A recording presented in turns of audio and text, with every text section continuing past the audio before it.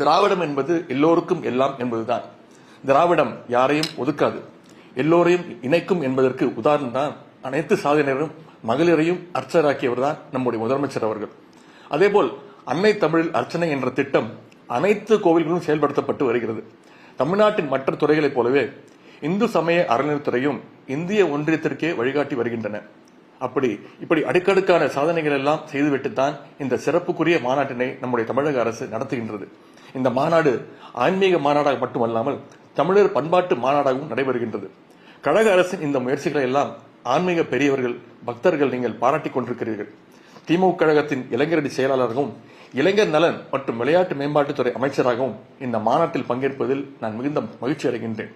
ஆன்மீகத்தை எல்லோருக்கும் உடையதாக ஆக்குகின்ற வகையில் நடைபெறும் அனைத்துலக முத்தமிழ் முருகன் மாநாடு வரலாற்றில் என்றென்றுக்கும் நிலைத்திருக்கப் போவது உறுதி.